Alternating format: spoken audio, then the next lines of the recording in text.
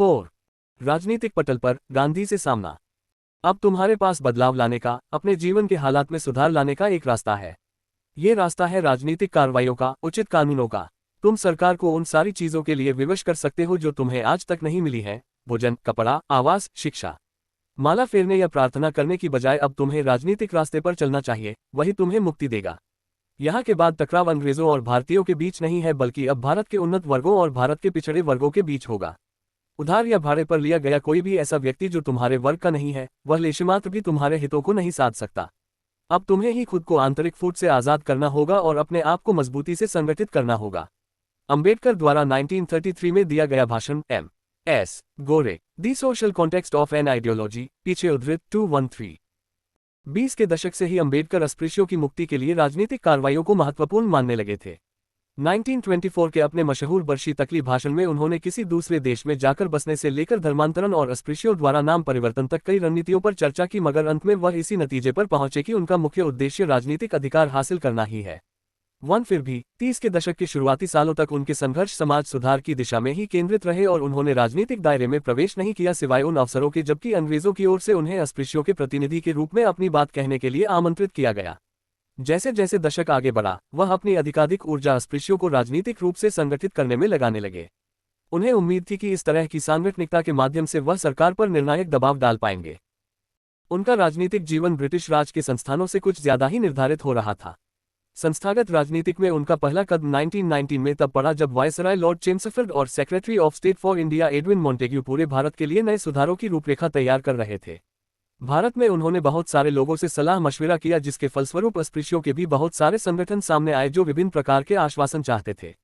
बंबई में 1916 में नारायण राव चंदावरकर ने डिप्रेस्ड क्लासेज मिशन की स्थापना की। चंदावरकर ब्राह्मण जाति से और कांग्रेस के निकट थे। मिशन की स्थापना के बाद नवंबर 1917 में उन्होंने उसकी जो मीटिंग बुलाई उसमें लगभग 2500 लोगों ने भाग लिया था।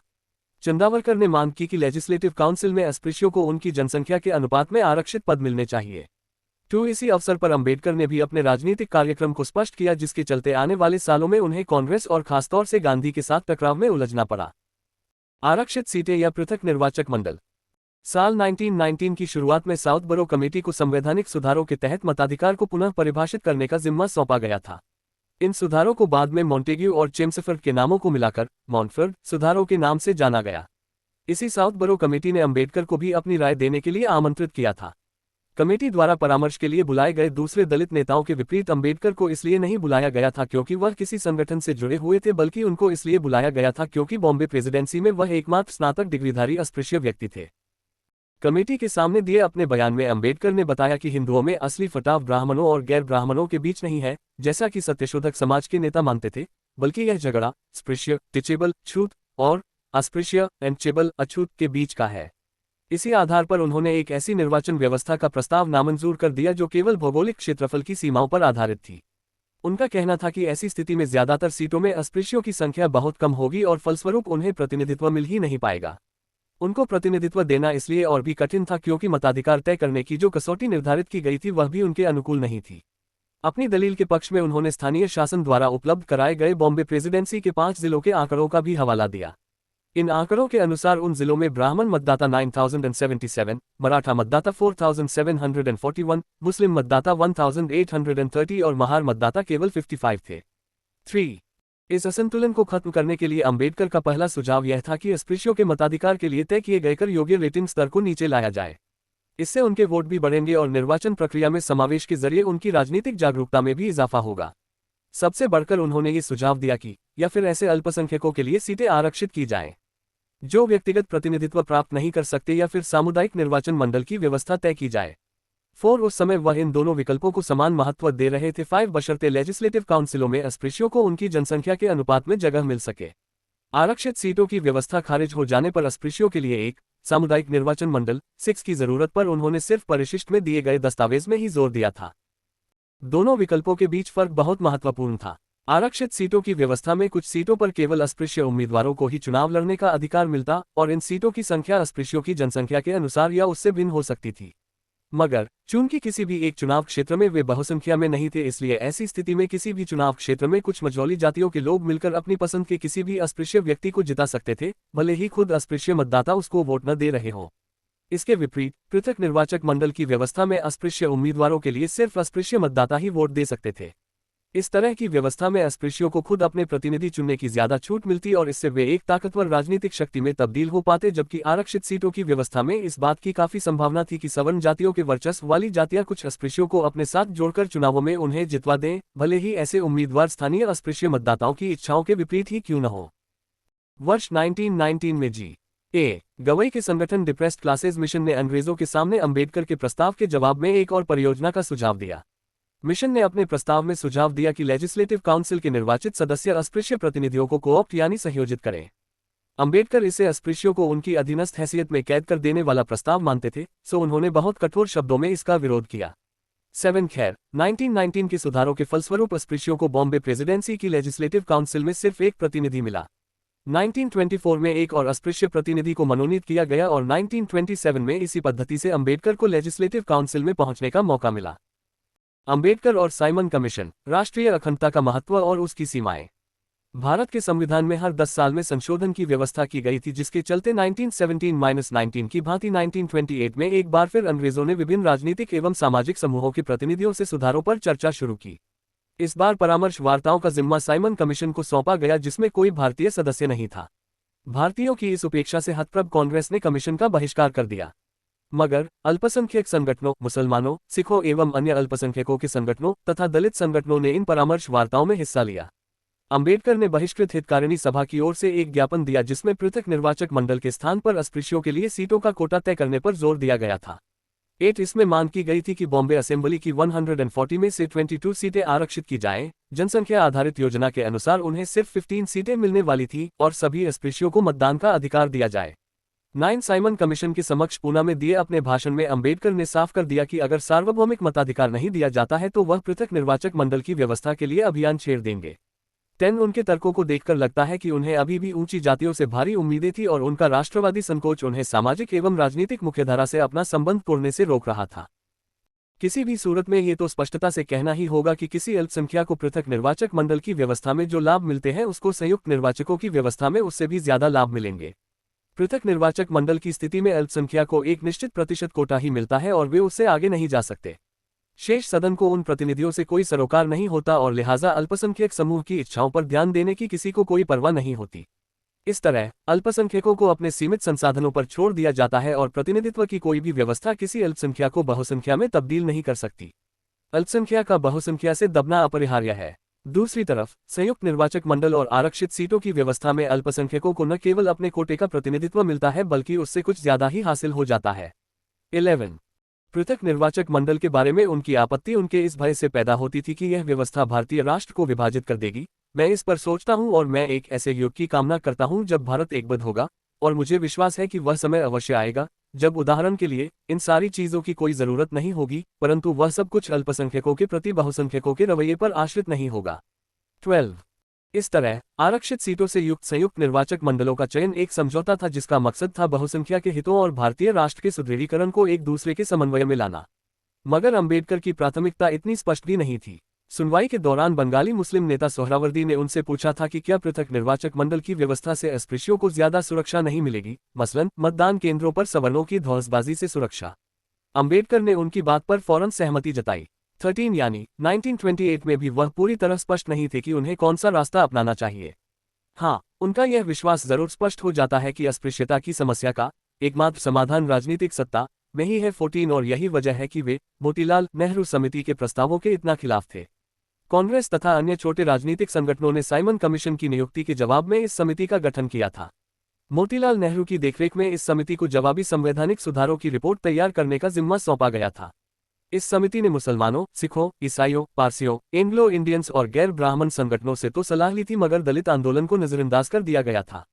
सबसे बढ़कर राष्ट्रीय एकता का हवाला देते हुए नेहरू समिति की अंतिम रिपोर्ट में अस्पृश्यों और मुसलमानों की सुरक्षा के लिए कोई प्रावधान किया ही नहीं गया था। पश्चिमी सुधारवादी मूल्यों से प्रेरित इसके लेखकों ने राष्ट्र को व्यक्तियों के एक समूह के रूप में परिभाषित किया। सिद्धांततः तो अंबेडकर भी कुछ इसी ढंग से राष्ट्र को परिभाषित करते थे, मगर वह इस बात को मंजूर करने के लिए तैयार नहीं थे कि अस्पृश्यों को पृथक निर्वाचक मंडल या आरक्षित सीटों जैसी गारंटियों से महरूम रखा जाए। जैसा कि विधु वर्मा ने भी कहा है, हालांकि नेहरू द्वय की तरह अंबेडकर भी नहीं संदेह एक आधुनिकतावादी थे और वह जाति भेदों से मुक्त एक व्यक्तिवादी समाज की आकांक्षा रखते थे, मगर उनका मानना था कि भारतीय समाज एक खास किस्म की ऊंच नीच पर आधारित समाज है जहां समूहों के अस्तित्व को स्वीकार करके ही सामाजिक समानता साकार की जा सकती है। यानी संक्रमण की एक निश्चित अवधि के दौरान अस्पृश्यों के समूह को सामूहिक रूप से मदद देना जरूरी है। 15 आखिरकार साइमन कमीशन की रिपोर्ट में डिप्रेस्ड क्लासेस के लिए सीटों के आरक्षण को मंजूरी दे दी गई, मगर यह शर्त भी रखी गई कि उम्मीदवारों की योग्यता तय करने का अधिकार प्रांतीय गवर्नरों के पास होगा। इस शर्त पर अंबेडकर का क्रोध स्वाभाविक था। दुर्भाग्यवश ये रिपोर्ट बस कागज का पुलिंदा बनकर रह गई क्योंकि कांग्रेस ने इसकी तैयारी में कोई हिस्सा नहीं लिया था। फलस्वरूप इस गतिरोध को तोड़ने के लिए लंदन में एक और परामर्श बैठक बुलाई गई जिसमें अंबेडकर ने भी हिस्सा लिया। गोलमेज सम्मेलनों में उतार चढ़ाव। पहला गोलमेज सम्मेलन 1930 के जाड़ों में बुलाया गया था। कांग्रेस ने इसका भी बहिष्कार किया जबकि मुसलमानों, सिखों, ईसाइयों, अस्पृश्यों के प्रतिनिधियों और हिंदू महासभा के सदस्यों ने इसमें हिस्सा लिया। ब्रिटिश लिबरल पार्टी के पुराने समर्थकों ने भी इसमें हिस्सा लिया। अंबेडकर मद्रास प्रेसिडेंसी की लेजिस्लेटिव काउंसिल के दलित सदस्य राव बहादुर रेट्टामल्ले श्रीनिवासन के साथ सम्मेलन में हिस्सा लेने गए थे। नागपुर में अगस्त 1930 में all India depressed classes Congress ने भी वैसी ही व्यवस्था का समर्थन किया जिसकी रूपरेखा अंबेडकर ने साइमन कमीशन के सामने रखी थी। इसमें आरक्षित सीटों और सार्वभौमिक मताधिकार पर जोर दिया गया था। 16 अंबेडकर ने लंदन में भी इस मांग को दोहराया मगर कांग्रेस के प्रतिनिधियों की गैरहाजिरी के चलते सम्मेलन किसी नतीजे पर नहीं पहुंच पाया। इसके बाद दूसरा गोलमेज सम्मेलन बुलाया गया जिसमें खुद गांधी को आमंत्रित किया गया था। अभी उन्होंने सम्मेलन में हिस्सा लेने या ना लेने के बारे कोई फैसला नहीं किया था कि तभी 14 अगस्त 1931 को बंबई में उनकी मुलाकात अंबेडकर से हुई जो जल्दी ही लंदन के लिए रवाना होने वाले थे। यह उन दोनों की पहली मुलाकात थी। जब अंबेडकर ने गांधी से पूछा कि पहले गोलमेज सम्मेलन की बहसों के बारे में उनका क्या ख्याल है तो महात्मा गांधी ने जवाब दिया कि वह हिंदुओं से अस्पृश्यों की राजनीतिक पृथकता के विरुद्ध है। 17 ये कथन पृथक निर्वाचक मंडल की व्यवस्था की स्पष्ट आलोचना था। अंततः गांधी ने दूसरे गोलमेज सम्मेलन में हिस्सा लेने का फैसला लिया। लंदन में हुए इस सम्मेलन में इन दोनों महानुभावों के बीच टकराव और ज्यादा तीखा हो गया। दोनों ही अल्पसंख्यक समिति के सदस्य थे जिसे उन नई संस्थाओं में मुसलमानों और अस्पृश्यों के स्थान से संबंधित कटीले मुद्दे पर चर्चा का जिम्मा सौंपा गया था जो अंग्रेज आने वाले समय में स्थापित करना चाहते थे। 1 अक्टूबर 1931 को गांधी ने अपील की कि इस मीटिंग को रद्द कर दिया जाए ताकि वह अल्पसंख्यकों के नेताओं के साथ मुख्य मुद्दों पर चर्चा कर सके। 8 अक्टूबर को मीटिंग दोबारा शुरू हुई जिसमें गांधी ने बताया कि वह विभिन्न पक्षों के बीच कोई समझौता कराने में विफल रहे हैं। उनके मुताबिक इसका कारण था उन नेताओं का व्यवहार जिनके साथ उन्हें बात करनी पड़ी और जिनकी अपने समुदायों की ओर से बोलने की दावेदारी संदिग्ध थी। उदाहरण के लिए गांधी ने अस्पृश्यों के प्रवक्ता के रूप में अंबेडकर के दावे पर भी ऐतराज उठाया। गांधी का मानना था कि अस्पृश्यों की ओर से बोलने के लिए स्वतंत्रता आंदोलन का नेतृत्व कर रही कांग्रेस ही सबसे स्वाभाविक प्रतिनिधि है। 18 बहरहाल अल्पसंख्यक समिति में होने से अंबेडकर को मुसलमानों, एंग्लो इंडियंस और यूरोपीय क्रिश्चियन प्रतिनिधियों के साथ नजदीकी संबंध विकसित करने का अच्छा मौका मिला। उन्होंने मिलकर एक ज्ञापन भी तैयार किया था। अंबेडकर और श्रीनिवासन ने अस्पृश्यों के लिए आरक्षित सीटों से युक्त पृथक निर्वाचक मंडल की मांग तय कर दी थी। उनका विचार था कि इस योजना पर 20 साल बाद जनमत संग्रह कराया जाएगा या अगर सार्वभौमिक मताधिकार की व्यवस्था लागू कर दी जाती है तो इसको रद्द कर दिया जाएगा। गांधी ने बेबाक अंदाज में इस योजना का विरोध किया। ये योजना हिंदू धर्म में एक विभाजन पैदा कर देगी जिसकी मैं किसी भी तरह के संतोष के साथ अपेक्षा नहीं कर सकता। मुझे इससे कोई दिक्कत नहीं है कि अस्पृश्य लोग इस्लाम या ईसाई धर्म अपना लें। मैं उसे बर्दाश्त कर सकता हूं मगर मैं ये बर्दाश्त नहीं कर सकता अगर हर गांव में ये दो गुट एक दूसरे से अलग हो जाएंगे तो हिंदू धर्म का क्या होगा। जो अस्पृश्यों के राजनीतिक अधिकारों की बात करते हैं वे भारत को नहीं जानते, न ही ये जानते हैं कि आज का भारतीय समाज किस तरह बना है। इसीलिए मैं पूरा जोर देकर ये कहना चाहता हूं कि अगर इस संभावना का प्रतिरोध करने वाला मैं अकेला व्यक्ति भी रह जाऊंगा तो भी मैं अपने प्राण तक इसके लिए होम करने में पीछे नहीं हटूंगा। 19 दूसरा गोलमेज सम्मेलन बिना किसी नतीजे के संपन्न हुआ। विभिन्न समुदायों के बीच सत्ता के बंटवारे पर कोई समझौता नहीं हो पाया। अल्पसंख्यक समिति के अध्यक्ष रैमसे मैकडॉनल्ड ने सदस्यों से निवेदन किया कि वे गतिरोध तोड़ने के लिए कोई समाधान ढूंढने का अधिकार उन्हें सौंप दें। इस तरह 1931 के आखिर और 1932 की शुरुआत में जब विभिन्न प्रतिनिधि भारत लौटे तो वे अंग्रेजों की तरफ से किसी सुलह के रास्ते की उम्मीद कर रहे थे, मगर इस दौरान वे राजनीतिक रूप से निष्क्रिय भी नहीं थे, जो कि राजा मुंजे समझौते से संबंधित सरगर्मियों को देखकर जाहिर हो जाता है। अंबेडकर के विरुद्ध हिंदू राष्ट्रवादियों की मोर्चाबंदी। दूसरे गोलमेज सम्मेलन के बाद हिंदू महासभा ने अन्य अस्पृश्य नेताओं को अपने साथ जोड़ने की कोशिश करते हुए अंबेडकर के खिलाफ मोर्चाबंदी शुरू कर दी थी। ये बात मुंजे और जी.ए. गवई के बीच हुए गठजोड़ से जाहिर हो जाती है। गवई को 1920 में बॉम्बे प्रेसिडेंसी की लेजिस्लेटिव काउंसिल में नियुक्त किया गया था। 1929 में साइमन कमीशन ने भी नागपुर स्थित डिप्रेस्ड क्लासेस एसोसिएशन के अध्यक्ष की हैसियत से उनसे चर्चा की थी। गवई ने अस्पृश्यों के लिए पृथक निर्वाचक मंडल के पक्ष में बयान भी दिया था, हालांकि 1932 में उन्होंने अपनी राय बदल ली थी। इस पालाबदल के पीछे गवई का अवसरवाद ही था, क्योंकि वह खुद को अपने मुख्य प्रतिद्वंद्वी अंबेडकर से अलग दिखाना चाहते थे। हालांकि इसमें वैचारिक मतभेद भी काम कर रहे थे। जैसा कि प्रार्थना समाज और कांग्रेस में गवई की सक्रियता से जाहिर होता है, वह सवर्ण सुधारकों द्वारा परिभाषित हिंदू एकता की धारणा से बेहद प्रभावित थे।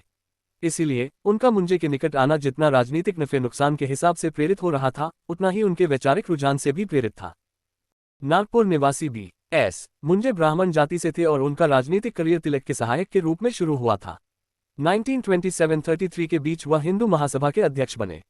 30 के दशक की शुरुआत में उन्होंने गवई को अंबेडकर के खिलाफ इस्तेमाल करने की कोशिश की, क्योंकि अंबेडकर की पृथक अस्पृश्य निर्वाचक मंडल की मांग ने मुंजे को भी उतना ही बेचैन कर दिया था जितना गांधी को किया था। इसका नतीजा ये हुआ कि गवई को हिंदू महासभा की वर्किंग कमेटी में शामिल किया गया और उन्हें 1934 के चुनावों में पार्टी के टिकट का आश्वासन दिया गया। 20 दूसरे गोलमेज सम्मेलन के बाद मुंजे ने all India depressed classes association को एकजुट करके अंबेडकर की ताकत को कमजोर करने का प्रयास किया। गवई इस एसोसिएशन के महासचिव थे। गवई को मुंजे और आंदोलन के अध्यक्ष राजा के बीच वार्ताओं के लिए बिचौलिए के रूप में इस्तेमाल किया गया। 1927 से इंपीरियल लेजिस्लेटिव काउंसिल में अस्पृश्यों का प्रतिनिधित्व कर रहे राव बहादुर M.C. राजा 21 ने 1925 में एसोसिएशन की स्थापना की थी। 22 जिस तरह गवई महाराष्ट्र में अंबेडकर के प्रतिद्वंद्वी थे, उसी तरह तमिलनाडु में राजा भी श्रीनिवासन के प्रतिद्वंद्वी थे। राजा ने पृथक निर्वाचन मंडल के सवाल पर कुछ वैसा ही रास्ता अपनाया था जिस रास्ते पर गवई चल रहे थे। इसके पीछे भी राजा की निजी प्रतिबद्धताओं और राजनीतिक अवसरवाद को जिम्मेदार ठहराया जा सकता है। दूसरे गोलमेज सम्मेलन के पहले वह पृथक निर्वाचक मंडल के प्रस्ताव की ओर आकर्षित होने लगे थे, मगर बाद में वह भी उसके खिलाफ हो गए। अंबेडकर का कहना था कि उनका हृदय परिवर्तन असल में इसलिए हुआ है क्योंकि राजा को गोलमेज सम्मेलन में अस्पृश्यों का प्रतिनिधित्व करने के लिए आमंत्रित नहीं किया गया था।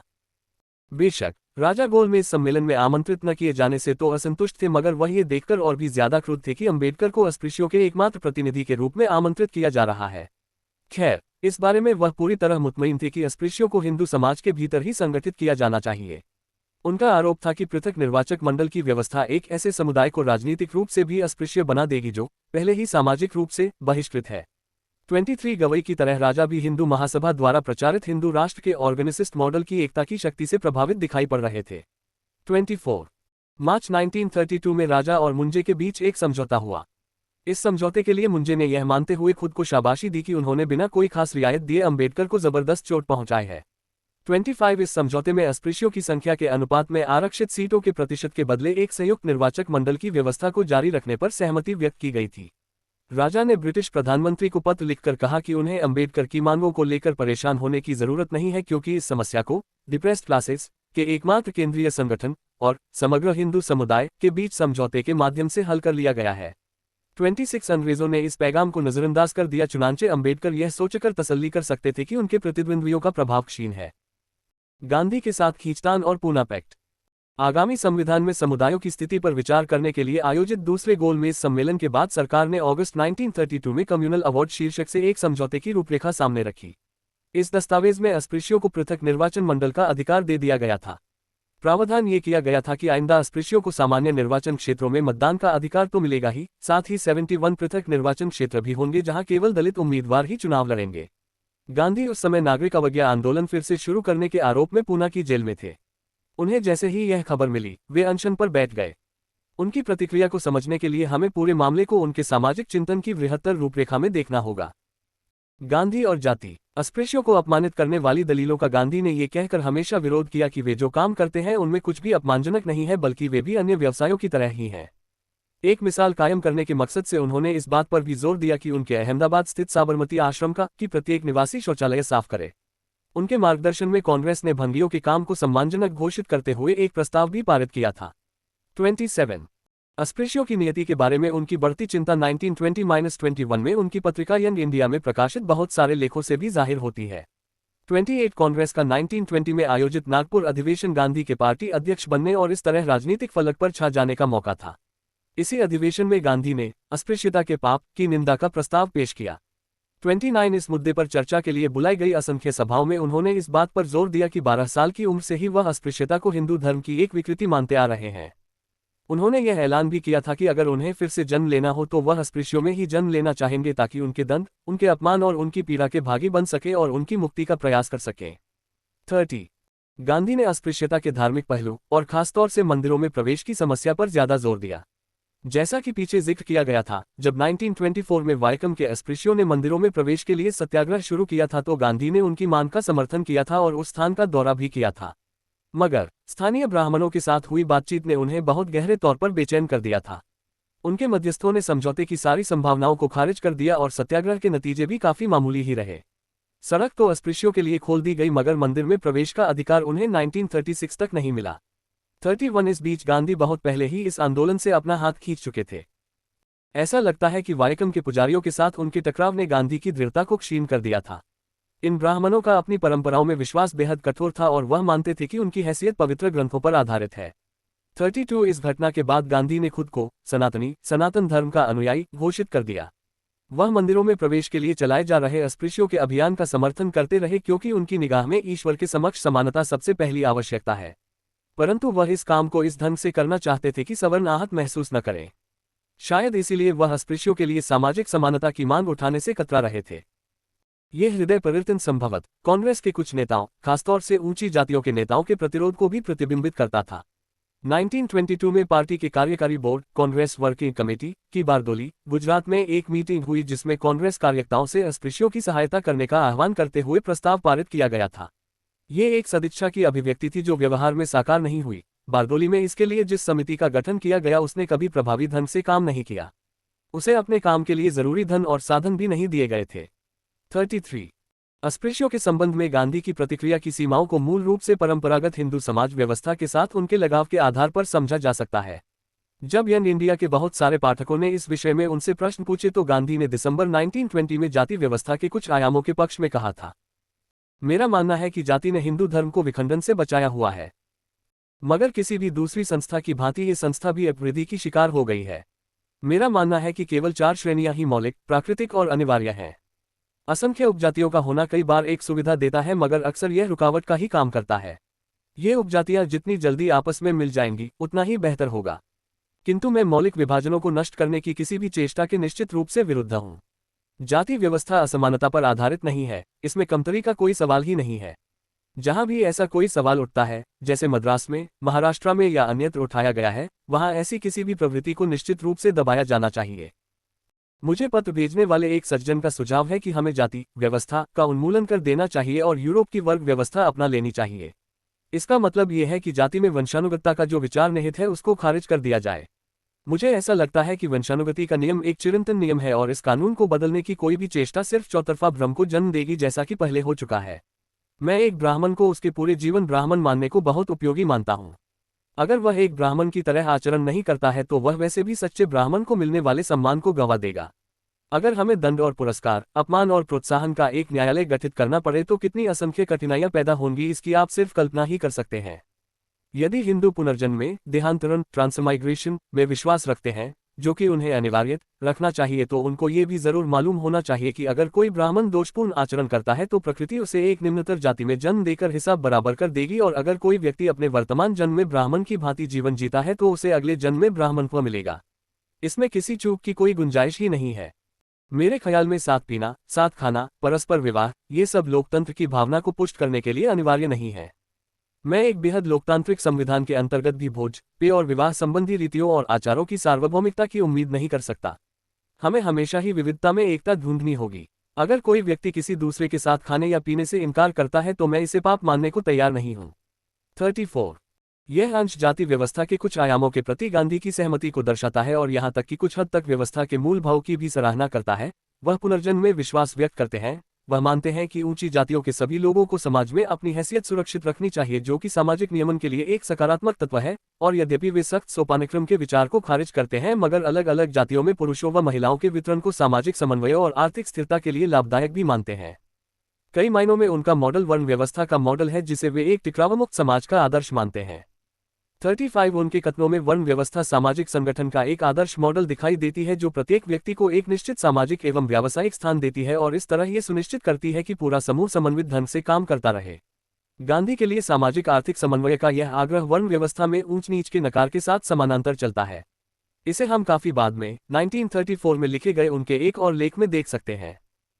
वेदों में 4 वर्णों की तुलना शरीर के 4 हिस्सों से की गई है। जाति व्यवस्था के लिए कोई उपमा इससे ज्यादा सटीक नहीं हो सकती थी। अगर वे एक ही शरीर के अंग हैं तो उनमें से कोई श्रेष्ठतर या कमतर कैसे हो सकता है। अगर शरीर के अलग अलग हिस्सों के पास अभिव्यक्ति की शक्ति होती और प्रत्येक ये कहता कि वह शेष से उच्चतर और बेहतर है तो शरीर टुकड़े टुकड़े हो चुका होता।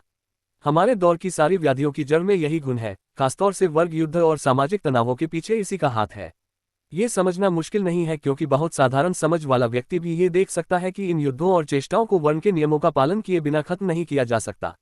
ये व्यवस्था ही निर्धारित करती है कि प्रत्येक को दायित्व और सेवा के भाव से वह काम करना चाहिए जिसके लिए वह जन्मा है। 36। कुल मिलाकर गांधी का मानना यह था कि हिंदू समाज लगभग एक समन्वित इकाई है बशर्ते इसकी प्राचीन व्यवस्था को बहाल कर लिया जाए। उनकी पूरी सोच शरीर के इसी रूपक पर आश्रित थी जो हिंदू सामूहिक स्मृति या चेतना में पहले से फैला हुआ था। ये रूपक ऋग्वेद की पुरुष सूक्त नामक ऋचा से लिया गया है जिसका अंबेडकर ने बिल्कुल अलग विश्लेषण किया था। उस विश्लेषण का हम पीछे उल्लेख कर चुके हैं। इसमें स्पष्टत जाति टकराव का प्रतिनिषेध निहित है। जाति के प्रश्न पर गांधी के विचार 20 के दशक से 40 के दशक तक निश्चित रूप से बदल चुके थे। जैसा कि गुहा का कहना है, अंततः उन्होंने अंतर्जातीय विवाह को स्वीकृति और सहमति देकर सीधे जाति को चुनौती देने का फैसला लिया। 37 मगर ये अंतिम और सबसे दूरगामी कदम न केवल 1946 में जाकर उठाया गया बल्कि यह भी एक सामाजिक इकाई के रूप में जाति के उन्मूलन की ओर नहीं जाता था। इस तरह की अवधारणा स्वाभाविक रूप से अंबेडकर की उन व्याख्याओं के बिल्कुल विपरीत थी जिनमें व्यक्ति ही एक समतामूलक समाज की आधारभूत इकाई था और जातीय समूह समानता की उनकी राजनीति को आगे बढ़ाने का सिर्फ एक तात्कालिक साधन भर थे। अंबेडकर और गांधी 30 के दशक तक नहीं मिले थे। 38 फिर भी गांधी की गतिविधियों ने अंबेडकर सहित सभी अस्पृश्य नेताओं में एक दिलचस्पी जरूर पैदा कर दी थी। गांधी के बारे में अंबेडकर की पहली टिप्पणी 1925 में दिखाई पड़ती है जो वायकम सत्याग्रह के संदर्भ में थी। बॉम्बे प्रेसिडेंसी के डिप्रेस्ड क्लासेस कॉन्फ्रेंस के मौके पर अंबेडकर ने ऐलान किया था। महात्मा गांधी के पहले इस देश के किसी राजनेता ने यह नहीं कहा था कि तनाव और टकराव को खत्म करने के लिए सामाजिक अन्याय को खत्म करना अनिवार्य है, लिहाजा प्रत्येक भारतीय को ऐसा करना अपना पवित्र दायित्व समझना चाहिए। अगर हम नजदीक से देखें तो इसमें कुछ अटपटापन दिखाई पड़ता है। वह जिस तरह खद्दर के प्रचार या हिंदू मुस्लिम एकता के पक्ष में जोर देते हैं उसी तरह वह अस्पृश्यता को खत्म करने पर जोर नहीं देते। अगर वे ऐसा करते तो अपनी पार्टी में मतदान के लिए अस्पृश्यता की समाप्ति को एक पूर्वशर्त घोषित करते। खैर, जब किसी को सभी ने ठुकरा दिया हो तो महात्मा गांधी की हमदर्दी भी महत्वपूर्ण हो जाती है। 39 अंबेडकर गांधी की अहिंसक कार्यपद्धति की ओर भी आकर्षित हुए थे। 1927 के महार आंदोलन के दौरान पंडाल में महात्मा गांधी की तस्वीर भी लगी हुई थी और अंबेडकर ने सत्याग्रह की उनकी पद्धति को सार्वजनिक रूप से अपनाया था। उन्होंने उसे सही की पुष्टि और सत्य के लिए संघर्ष का दायित्व 40 के रूप में परिभाषित किया था। महार आंदोलन सत्याग्रह जैसा ही दिखाई देता था। कुछ ऐसी ही स्थिति 1929 में पूना के पार्वती मंदिर को अस्पृश्यों के वास्ते खुलवाने के लिए चलाए गए अभियान के दौरान दिखाई दी, मगर इस बार गांधी का वरदहस्त दिखाई नहीं दे रहा था। कांग्रेस की अस्पृश्यता विरोधी उपसमिति के एक प्रतिनिधि मंडल ने मौके पर ही जांच की और यह निष्कर्ष भी दे डाला कि इस सत्याग्रह ने कड़वाहट और परस्पर अविश्वास का वातावरण पैदा कर दिया है। 41 यह सत्याग्रह विफल रहा। पार्वती मंदिर अस्पृश्यों के लिए 1939 में जाकर खोला गया। इस प्रसंग के बाद अंबेडकर का गांधी तथा कांग्रेस के रवैये पर गुस्सा आना स्वाभाविक था। इसी तरह की घटना अस्पृश्यों के लिए नासिक मंदिर को खुलवाने के अभियान के दौरान घटी। गांधी और अंबेडकर का टकराव सबसे उग्र रूप में पृथक निर्वाचक मंडल के प्रश्न पर 1932 में जाकर सामने आया। महात्मा का मानना था कि इस तरह की योजना हिंदू समाज की एकता को खंडित करने की योजना है। 15 सितंबर को उन्होंने कम्युनल अवार्ड पर अपनी प्रतिक्रिया के रूप में बॉम्बे सरकार को निम्नलिखित बयान भेजा। अस्पृश्य तो एक अविभाज्य परिवार के सदस्य हैं। हिंदू धर्म में कुछ सूक्ष्म है, परिभाषा से परे कुछ है जो लोगों को उनकी इच्छा के विरुद्ध भी इसमें जोड़े रखता है। और यही तथ्य जिसके अनुभव से लेस मेरे जैसे व्यक्ति के लिए यह आवश्यक हो जाता है कि मैं इस सुनियोजित अलगाव का विरोध करूं, चाहे इसकी कीमत मुझे जान देकर ही क्यों न चुकानी पड़े। 42 ये कुछ सूक्ष्म जिसे गांधी ने उसी वक्तव्य में अन्यत्र एक चमत्कार कहा था, वह जाति व्यवस्था की सामाजिक और आर्थिक निर्भरता तथा उसके कथित अनुष्ठानिक समन्वय में समेकन के अलावा और कुछ नहीं था। मगर गांधी इस तथ्य को नजरअंदाज नहीं कर सकते थे कि सोपानिक एकीकरण की व्यवस्था में ये कुछ सूक्ष्म दरअसल समर्पण और प्रतीकात्मक बल्कि अक्सर शारीरिक हिंसा में भी परिलक्षित होता है। जैसा कि महात्मा ने भी अनायास ही मान लिया था, अस्पृश्यों को इस व्यवस्था में उनकी इच्छा के विरुद्ध रोक लिया गया है। गांधी ने इन खामियों को नजरअंदाज नहीं किया क्योंकि उन्हें वह एक प्राचीन व्यवस्था में आई विकृति भर मानते थे जिनको समाज सुधारों के माध्यम से दूर करके व्यवस्था का मूल विशुद्ध रूप बहाल किया जा सकता था। मगर अंबेडकर के प्रस्तावों को खारिज करने के लिए उन्होंने एक ज्यादा समतामूलक समाज के लिए प्रयास कर रहे सुधारकों की चेष्टाओं में आस्था दिखाना ज्यादा बेहतर समझा। कम्युनल अवार्ड के खिलाफ अपने अनशन के दूसरे दिन पटेल के साथ बात करते हुए गांधी ने कहा था, अस्पृश्य ये नहीं समझ रहे हैं कि पृथक निर्वाचक मंडल की व्यवस्था हिंदुओं में ऐसा बंटवारा पैदा कर देगी कि चारों ओर रक्तपात मच जाएगा। अस्पृश्य गाउंडे मुसलमान गाउंडों के साथ मिल जाएंगे और सवर्ण हिंदुओं को मारने काटने लगेंगे। क्या अंग्रेजों को इस सब का जरा भी भान नहीं है? मुझे ऐसा नहीं लगता। 43 यहाँ गांधी यह संकेत दे रहे हैं कि अंग्रेजों ने मुसलमानों और दलितों के बीच एका कराने की जो योजना बनाई है उसके खिलाफ सवर्ण हिंदुओं की रक्षा करना आवश्यक है। कमोबेश यही तर्क हिंदू महासभा भी पहले से दे रही थी। पूना पैक्ट, अंबेडकर की राजनीतिक योजना की विफलता। अंबेडकर एकमात्र भारतीय राजनेता थे जिनका जवाब देने के लिए गांधी को अनशन का सहारा लेना पड़ा। उन्होंने ये कदम इसलिए उठाया क्योंकि वे जानते थे कि अंबेडकर हिंसा के माध्यम से अपनी प्रतिक्रिया नहीं देंगे। दूसरे गोलमेज सम्मेलन में दिए अपने भाषण में गांधी ने कहा था, मैं डॉक्टर अंबेडकर का बहुत ज्यादा सम्मान करता हूं। उनके पास क्रोध करने का पूरा अधिकार है। वह हमारा सिर नहीं फोड़ते तो यह उनके आत्मसंयम का प्रमाण है। अंबेडकर एक ऐसे वकील थे जिन्होंने कभी अपने फायदे के लिए कानून का सहारा नहीं लिया और मार्च 1927 में महार में भी सत्याग्रह को ही अपनी कार्यपद्धति बनाया। उपेंद्र बख्शी का कहना है कि 1932 में गांधी ने अंबेडकर के आत्मसंयम पर दांव खेला और जीत गए। 44 जैसे ही गांधी ने यह ऐलान किया कि वह कम्युनल अवार्ड के खिलाफ आमरण अनशन शुरू करने जा रहे हैं, गांधी को पूरे देश से समर्थन के संदेश मिलने लगे। यहां तक आते आते महात्मा पहले ही एक ऐसी देवतुल्य छवि हासिल कर चुके थे जिसके दम पर वह हिंदू धर्म की भव्य और क्षुद्र परंपराओं को परस्पर जोड़ सकते थे। वह जाति के परे थे और उनका विमर्श अस्पृश्यों सहित ज्यादातर लोगों को स्वीकार्य था। लाहौर, लखनऊ, कराची और नागपुर में हुई जनसभाओं में अस्पृश्यों ने गांधी के नेतृत्व में अपना आत्मविश्वास मुखर रूप से व्यक्त किया था। 45 गांधी के अनशन से पूरे भारत में भावनात्मक उथल पुथल पैदा हो गई थी। 46 हिंदू महासभा के नेता मदन मोहन मालवीय, जिन्हें अपने सख्त ब्राह्मणवादी रूढ़िवादी विचारों के कारण कांग्रेस में सवर्ण हिंदू मत का प्रतिनिधि माना जाता था, ने बंबई में 19 सितंबर 1932 को, यानी उसी दिन एक सभा बुलाई जिस दिन गांधी अपना अनशन शुरू करने वाले थे। कम्युनल अवार्ड के प्रावधानों पर बात करने के लिए अंबेडकर को भी इस सभा में बुलाया गया था। इस मीटिंग का शीर्षक हिंदू एवं अस्पृश्य नेताओं का सम्मेलन था, जो विरोधाभासी होते हुए भी बहुत कुछ कह जाता है। भले ही गांधी अस्पृश्यों को हिंदू धर्म के बाहर मानने से इनकार कर चुके हों, मगर हिंदू होने की पात्रता सम्मेलन में हिस्सा ले रहे सवर्ण कांग्रेसियों के लिए ही आरक्षित थी। 47 इन नेताओं द्वारा पेश किए गए शुरुआती मसविदा समझौतों को गांधी के पास भेजा गया, जिनकी शारीरिक स्थिति दिन प्रतिदिन बिगड़ती जा रही थी। गांधी के राजनीतिक गुरु जी.के. गोखले द्वारा स्थापित संगठन और कांग्रेस के लिए सहयोगी की भूमिका निभाने वाले सर्वेंट्स ऑफ इंडिया सोसाइटी के कोदंडा राव इस पूरे घटनाक्रम के प्रत्यक्षदर्शी थे। उन्होंने अंबेडकर पर इस दौरान पड़ रहे दबाव की तस्दीक करते हुए बताया है कि अनशन के छठे दिन देवदास गांधी, महात्मा गांधी के पुत्रों में से एक, जेल से सम्मेलन स्थल आए। उन्होंने कहा कि पिताजी डूब रहे हैं। पूरे सम्मेलन में वेदना का जो भाव उमड़ा उसकी आप सिर्फ कल्पना कर सकते हैं। अंबेडकर पुणे आए थे, मगर वह होटल में ठहरे हुए थे और कमोबेश चिड़चिड़े अंदाज में बोल रहे थे। उनका कहना था कि वही अंबेडकर अस्पृश्यों के एकमात्र प्रतिनिधि हैं। महात्मा का यह मानने का कोई अधिकार नहीं है कि वे उनके मुकाबले अस्पृश्यों के नेता हैं। उन्होंने लगभग सनक भरे और थोड़े क्रूर अंदाज में ये भी कहा था, ये महात्मा अनशन करने वाले कौन होते हैं? उनको मेरे साथ डिनर के लिए बुलाइए। इन सारे कथनों से वहां मौजूद लोग गुस्से में आ गए, जो पहले ही मर्मांतक पीड़ा से गुजर रहे थे। इस बिंदु पर मद्रास से आए एक और नेता श्री M.C. राजा ने अंबेडकर से कहा, हजारों साल दुनिया हमें अस्पृश्य, दबा कुचला, अपमानित, घृणित मानती रही। महात्मा हमारे लिए अपने प्राण दांव पर लगा रहे हैं। अगर उनकी मृत्यु होती है तो अगले हजारों साल तक भी हम वहीं पड़े रहेंगे जहां हम अब तक थे। लोग यही कहेंगे कि हमने ही उनकी हत्या की है, और तब हमारे खिलाफ भावनाओं का इतना बड़ा सैलाब आएगा कि पूरे हिंदू समुदाय का मस्तिष्क और समूचा सभ्य समुदाय हमें लात मारकर और भी नीचे फेंक देगा। अब मैं तुम्हारे साथ और खड़ा नहीं हो सकता। मैं सम्मेलन में शिरकत करूंगा और समाधान। मैं तुमसे रिश्ता तोड़ता हूं। 48 अब जाकर अंबेडकर को झुकना पड़ा। उन्होंने कहा, मैं सुलह के लिए तैयार हूं। 49 ये संस्मरण रविंदर कुमार की उस व्याख्या की पुष्टि करता दिखाई देता है जिसके अनुसार गांधी एक सच्चे सत्याग्रही के रूप में अंबेडकर को मनाने में सफल रहे। 50 सौदेबाजी का अंतिम दौर तब चला जब अंबेडकर यरवदा जेल में गांधी से मिलने आए। यहां गांधी ने प्रस्ताव रखा कि अस्पृश्यों को उससे कहीं ज्यादा आरक्षित सीटें मिलनी चाहिए जितनी उन्हें पृथक निर्वाचक मंडल की व्यवस्था में मिलती, बशर्ते अंबेडकर इस व्यवस्था पर आग्रह छोड़ दे। आखिरकार पूना पैक्ट में आरक्षित सीटों की व्यवस्था पर ही मुहर लगी। इसके तहत कुल लेजिस्लेटिव काउंसिल में 148 सीटें, कम्युनल अवार्ड में सुझाई गई 71 सीटों के स्थान पर अस्पृश्यों के लिए आरक्षित की गई। मगर पृथक निर्वाचक मंडल का सिद्धांत इस पैक्ट से बाहर कर दिया गया। उन 148 निर्वाचन क्षेत्रों में जहां अस्पृश्यों की संख्या सबसे ज्यादा है, डिप्रेस्ड क्लासेस यह अधिकृत शब्द था कि सदस्य खुद 4 दलित नेताओं को नामांकित करेंगे, जिनके बीच से उस निर्वाचन क्षेत्र में मौजूद सभी जातियों के मतदाता अपने एक प्रतिनिधि का चुनाव करेंगे। 51 यह योजना राजा मुंजे पैक्ट में बताई गई योजना से काफी निकट थी। गांधी की नज़र में पूना पैक्ट राजनीतिक इंजीनियरिंग से कहीं ज्यादा विस्तृत था, इसमें पूरे समाज के लिए व्यापक निहितार्थ समाये थे। इस बात को 1933 में अंबेडकर से कहे गए गांधी के इस कथन से भी समझा जा सकता है, पूना पैक्ट को मानकर आपने यह मान लिया है कि आप हिंदू हैं। 52 गांधी, जो आपस में झगड़ते समूहों और जातियों से खुद को ऊपर मानते थे, उन्होंने समझौते पर दस्तखत नहीं किए। इस पर एक तरफ तो मालवीय द्वारा आयोजित किए गए सम्मेलन के हिंदू नेताओं ने सवर्णों के प्रतिनिधियों के रूप में दस्तखत किए और दूसरी तरफ इसमें शामिल हुए दलित नेताओं ने हस्ताक्षर किए।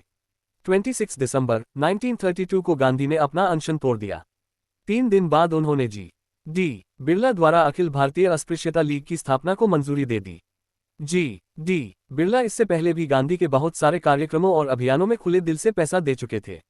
इस लीग के लिए भी उन्होंने 600,000 रुपए का बजट तय किया था। 53 अस्पृश्यों के नाम पर चलाया जा रहा यह आंदोलन गांधी की मुख्य चिंताओं में से एक बन गया था। उन्होंने सितंबर-अक्टूबर 1932 में एक अस्पृश्यता उन्मूलन सप्ताह आयोजित किया। 54 फरवरी 1933 में हरिजन नामक एक नया अखबार निकालना शुरू किया और नवंबर 1933 से अगस्त 1934 तक अस्पृश्यों के हितों के लिए अभियान चलाते हुए यात्रा पर निकल पड़े। इसी यात्रा के दौरान गांधी को सनातन धर्म सभा और हिंदू महासभा की ओर से रूढ़िवादी हिंदुओं के सख्त विरोध का भी सामना करना पड़ा, जो अक्सर हिंसक रूप ले लेता था। हिंदू महासभा अभी कांग्रेस का हिस्सा थी। नागपुर में, जहां से गांधी ने अपनी यात्रा शुरू की, डिप्टी कमिश्नर ने बताया कि रूढ़िवादी हिंदू मंदिर प्रवेश विधेयक, नीचे देखें, अस्पृश्यता की समाप्ति और गांधी के अभियान के खिलाफ बहुत जबरदस्त प्रचार कर रहे हैं। 55 दिल्ली में 3 सनातनियों ने गांधी की कार में काले झंडे फेंककर अच्छा खासा कोलाहल पैदा कर दिया था। 56 दक्षिण कनारा और बेलारी में बहुत सारे अवसरों पर लोगों ने काले झंडे दिखाए और गांधी वापस जाओ के नारे लगाए। ये गांधी के प्रति दुश्मनी का ऐसा भाव था जिसकी 2 या 3 साल पहले किसी ने कल्पना भी नहीं की थी, जब गांधी सबसे लोकप्रिय प्रतीक थे।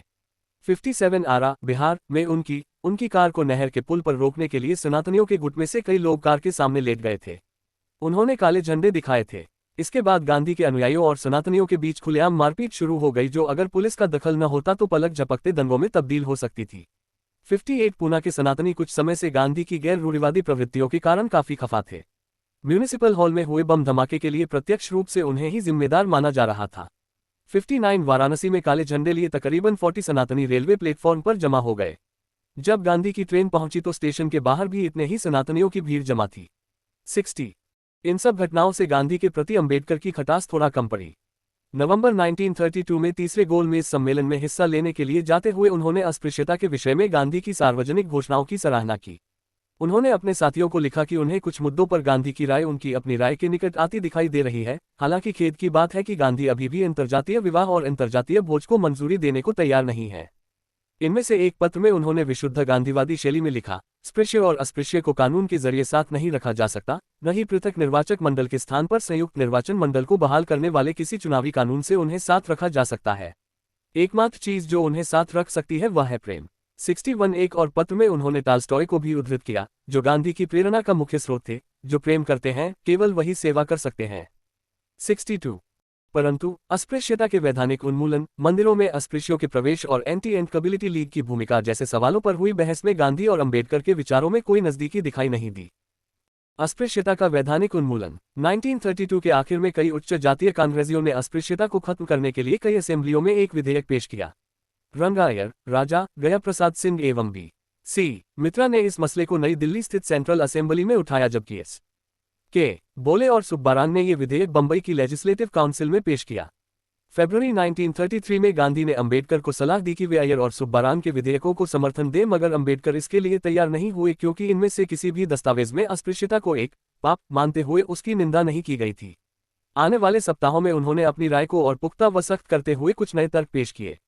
हरिजन में प्रकाशित एक लेख में उन्होंने महज अस्पृश्यता को खत्म कर देने की निरर्थता पर प्रकाश डाला। ये विकृति एक खास तरह के सामाजिक सोपानक्रम का उत्पाद है और इसलिए हमें पूरी जाति व्यवस्था का उन्मूलन करना होगा। जब तक जातियां रहेंगी तब तक जातिबद्ध अस्पृश्य लोग भी रहेंगे। 63 उन्होंने बंबई की लेजिस्लेटिव काउंसिल में भी ये कहते हुए इस तर्क को दोहराया कि चतुर्वर्णीय व्यवस्था को पूरी तरह नष्ट करना होगा। इसके विपरीत गांधी ने कहा कि यह हिंदू धर्म की आधारशिला का प्रश्न है, एक ऐसी सभ्यता की आधारशिला का जिसके मूल स्वरूप में सोपानिक ऊंच नीच की उपेक्षा की गई थी। 64 मंदिर प्रवेश की समस्या। इसी समय उभरी एक और बहस इस बारे में थी कि अस्पृश्यों को मंदिरों में पूजा का अधिकार दिया जाए या नहीं। अंबेडकर द्वारा नवंबर 1931 में नासिक के मंदिर को सबके लिए खुलवाने के लिए चलाए गए आंदोलन की रोशनी में त्रावणकोर, मौजूदा केरल में अंबेडकर के एक सहायक केल्पन ने कोचीन स्थित गुरुवायूर मंदिर में भी प्रवेश के लिए अपने स्तर पर एक आंदोलन छेड़ दिया था। पूना पैक्ट पर दस्तखत होने के ठीक बाद 21 सितंबर 1932 को वह अनशन पर बैठ गए थे। गांधी ने केल्पन को किसी तरह समझाया कि वे ऐसा कठोर कदम न उठाएं। उन्होंने आश्वासन दिया कि अगर 1 जनवरी 1933 तक मंदिर के दरवाजे सभी के लिए नहीं खोले गए तो वे खुद अनशन पर बैठ जाएंगे। 65 उन्होंने सुलह कराने के लिए ये सुझाव भी दिया कि मंदिर में एक तरफ सवर्ण हिंदुओं के लिए दरवाजा खोला जाए और दूसरी तरफ अस्पृश्यों के लिए दरवाजा बनाया जाए ताकि सवर्णों को अस्पृश्यों की उपस्थिति से अपमान महसूस न हो। गांधी यह मानने को भी तैयार थे कि अस्पृश्यों द्वारा मंदिर में पूजा अर्चना के बाद उसकी सफाई कराई जाएगी। मगर कट्टर रूढ़िवादी हिंदुओं के संदेहों को दूर करने के लिए ये सारी रियायतें भी काफी नहीं थीं। गांधी को अपने अनशन का इरादा भी छोड़ना पड़ा ताकि वह इन रूढ़िवादी हिंदुओं पर नैतिक दबाव डालने के अपराधी न हो जाए, क्योंकि वह नैतिक दबाव को भी हिंसा का कृत्य मानते थे। 66 अय्यर द्वारा पेश किए गए विधेयक में अस्पृश्यों के लिए मंदिरों के दरवाजे खोलने के लिए एक पैराग्राफ शामिल किया गया था जिस पर कांग्रेस के हिंदू परंपरावादी खफा हो उठे थे। मालवीय ने विधेयक पर अपना विरोध व्यक्त करते हुए गांधी और अय्यर को फौरन एक तार भेजा। 24 मार्च 1933 को जो विधेयक जमा कराया गया उस पर कभी मतदान नहीं हुआ। 67 यह घटना खासतौर से दिलचस्प है क्योंकि ये बताती है कि गांधी के लिए ईश्वर तक समान पहुंच का प्रश्न कितना महत्वपूर्ण था। वह किसी भी तरह की समानता से बढ़कर आध्यात्मिक समानता पर जोर देते थे। उनका मानना था कि अगर आध्यात्मिक समानता सुनिश्चित होती है तो बाकी हर प्रकार की समानता साकार की जा सकती है। 1933 में उन्होंने अंबेडकर को बताया, मैं मंदिर प्रवेश को एक आध्यात्मिक मसला मानता हूं जिसके मार्फत बाकी सारी चीजें सफल हो जाएंगी। 68 मगर वह इस मुद्दे पर किसी भी भांति अपने विचार थोपने की स्थिति में नहीं थे। एंटी इनकबिलिटी लीग से हरिजन सेवक संघ तक। शुरुआत में अंबेडकर ने गांधी की एंटी इनकबिलिटी लीग में दिलचस्पी दिखाई थी। अक्टूबर 1932 में वह जेल में गांधी से मिलने गए और उन्हें ये सुझाव दिया कि लीग की विभिन्न समितियों में आधे से अधिक सदस्य अस्पृश्य होने चाहिए। 69 उनके सुझाव पर कोई सकारात्मक प्रतिक्रिया दिखाई नहीं दी और लीग पर ऊंची जातियों के हिंदुओं का ही दबदबा बना रहा। इसका मुख्य कारण ये था कि गांधी इसे पश्चातापी पापियों का संगठन बनाना चाहते थे। 30 सितंबर 1932 को बंबई में एम मालवीय की अध्यक्षता में हुई सभा में लीग का औपचारिक ऐलान किया गया। डी बिरला को उसका अध्यक्ष और अमृतलाल ठक्कर, उन्हें ठक्कर बाबा के नाम से जाना जाता था, वह एक गुजराती समाज सुधारक थे जिन्होंने 20 के दशक में भील सेवा मंडल का गठन किया था और सर्वेंट्स ऑफ इंडिया सोसाइटी की ओर से किए गए उनके कामों के चलते उन्हें व्यापक सम्मान के भाव से देखा जाता था, को उसका सचिव नियुक्त किया गया। लीग के संविधान के अनुसार संगठन के केंद्रीय बोर्ड में कम से कम 3 अस्पृश्य सदस्य होंगे, कुल 9 सदस्य होंगे। ये अस्पृश्य सदस्य थे M.C. राजा, राव बहादुर श्रीनिवासन और अंबेडकर। अंबेडकर ने ठक्कर को पत्र लिखकर सुझाव दिया कि लीग को जाति व्यवस्था के उन्मूलन और अंतर्जातीय विवाह एवं सहभोज के लिए अभियान चलाना चाहिए। इस पत्र पर संभवत कोई उत्तर नहीं आया। कुछ समय बाद अंबेडकर और सभी दलित प्रतिनिधियों ने भी संगठन से इस्तीफा दे दिया। लीग को हरिजन सेवक संघ का नया नाम दिया गया और बिरला के पैसे की बदौलत इसकी गतिविधियां एक संरक्षणवादी ढंग से अस्पृश्यों को मदद देने पर केंद्रित हो गई। हरिजन सेवक संघ अस्पृश्यों को शिक्षा के क्षेत्र में प्रगति के लिए मदद देने लगा और ऊंची जातियों के लोगों के हृदय परिवर्तन के लिए भी प्रयास करने लगा। 71 हरिजन सेवक संघ की नियति और गांधी द्वारा अस्पृश्यों के मुद्दों को धीरे धीरे हाशिए पर धकेल देने की इस पूरी परिघटना को रूढ़िवादी हिंदुओं की बढ़ती नाराजगी के प्रसंग में देखा जाना चाहिए। अप्रैल 1934 में ब्रिटिश अधिकारियों को लगता था कि अस्पृश्यता के खिलाफ गांधी की यात्राओं से उन्हें अपनी राय पर पुनर्विचार करने का कारण मिला है। ऐसा लगता है कि श्री गांधी रूढ़िवादियों के विरोध का प्रत्युत्तर देने में अधिकाधिक सावधान होते जा रहे हैं। उन्होंने मंदिर प्रवेश के सवाल पर ऐसी प्रतिक्रिया का बिल्कुल अनुमान नहीं लगाया था। इस यात्रा से कांग्रेस पार्टी को कुछ भी हासिल नहीं हुआ है। 72 इस मुद्दे पर गांधी की बढ़ती चुप्पी 1938 में M.C. राजा को दी गई उनकी सलाह से जाहिर हो जाती है। राजा ने 1937 के चुनावों में मद्रास प्रांत में कांग्रेस की विजय के बाद मद्रास लेजिस्लेटिव काउंसिल में मंदिर प्रवेश विधेयक पेश करने का प्रस्ताव रखा था, मगर मुख्यमंत्री सी राजगोपालाचारी ने हिदायत दी कि वह अपना विधेयक वापस ले लें। 73 इस पर राजा ने गांधी से शिकायत की, मगर गांधी ने उन्हें सलाह दी कि वे C.R. पर भरोसा रखें, वह जो करेंगे अच्छा ही करेंगे। उनके पास जाओ और उनसे तर्क करो और अगर उनको राजी नहीं कर पाते हो तो जैसा वह कहते हैं वह मान लो। यही मेरी सलाह है। 74 जाहिर है कि गांधी भी कांग्रेस के रूढ़िवादियों के सामने घुटने टेकने लगे थे। इससे हताश होकर राजा भी जल्दी ही अंबेडकर के पाले में चले गए। अंततः गांधी और अंबेडकर का संघर्ष गांधी की विजय के साथ खत्म हुआ। न केवल सामाजिक यथास्थिति को पूरी तरह सुरक्षित रख लिया गया बल्कि पृथक निर्वाचक मंडल के माध्यम से अस्पृश्यों के राजनीतिकरण की संभावना भी कमजोर कर दी गई। पूना पैक्ट गांधी की एक निर्णायक सफलता थी जिसके आने वाले समय में गंभीर निहितार्थ निकलने वाले थे। पहली बात, सीटों के आरक्षण की व्यवस्था में अस्पृश्यों को अपनी जनसंख्या के अनुपात में राजनीतिक प्रतिनिधित्व मिलने वाला नहीं था। 1935 के गवर्नमेंट ऑफ इंडिया एक्ट में उन्हें नई दिल्ली स्थित उच्च सदन काउंसिल ऑफ स्टेट्स की 56 सीटों में से केवल 7 सीटें दी गई थी, जबकि सेंट्रल असेंबली निचला सदन की 250 में से 19 और अलग अलग प्रांतीय लेजिस्लेटिव असेंबलियों की 1585 में से केवल 151 सीटें दी गई थी। 75 सबसे बढ़कर आरक्षित सीटों की व्यवस्था ने अस्पृश्यों को एक राजनीतिक शक्ति में रूपांतरित करने की अंबेडकर की कोशिश को गहरा धक्का पहुंचाया था। चूंकि अस्पृश्य किसी भी निर्वाचन क्षेत्र में बहुमत में नहीं थे, इसलिए ऊंची और मध्यम जातियों के साथ प्रत्यक्ष या परोक्ष साझेदारी के चलते ऐसे अस्पृश्य उम्मीदवारों का भी चुनाव हो सकता था जिनको खुद अस्पृश्य मतदाताओं के वोट मिलने वाले नहीं थे। इस तरह लोगों को कोऑप्ट करने में कांग्रेस का कोई मुकाबला नहीं था। साल 1932-33 की बहसों के बाद तो गांधी से अंबेडकर की बची खुची उम्मीदें भी जाती रहीं, हालांकि गांधी उनकी सराहना इसके बाद भी करते रहे थे। 1934 में उन्होंने कराची में विद्यार्थियों को संबोधित करते हुए कहा था, डॉक्टर अंबेडकर का बलिदान अद्वितीय है। वह अपने काम में पूरी तरह डूबे हुए हैं। वह एक सरल जीवन जीते हैं। वह चाहे तो माहवार 1 से 2,000 रुपये तक कमा सकते हैं। वह चाहे तो कभी भी यूरोप में जाकर बस सकते हैं, मगर वह वहां नहीं रहना चाहते। वह सिर्फ हरिजनों के कल्याण के लिए फिक्रमंद है। 76 खैर, गांधी के प्रति एक तटस्थ दृष्टि से बात करें तो दरअसल वह पहले और एकमात्र भारतीय राजनेता थे जिन्होंने अस्पृश्यता के उन्मूलन को स्वराज का केंद्रीय तत्व बनाया और इसे चुनौती देने के लिए एकाग्र होकर जुटे रहे। परिणामस्वरूप कांग्रेस में बड़े पैमाने पर मौजूद रूढ़िवादी हिंदू प्रायः उन्हें हिकारत की नजर से देखते थे। गांधी को उन लोगों से समझौता करना पड़ता था जिन्हें लगता था कि गांधी जरूरत से ज्यादा तेज दौड़ रहे हैं। दूसरी तरफ अंबेडकर को लगता था कि महात्मा जरूरत से ज्यादा धीमी गति से चल रहे हैं।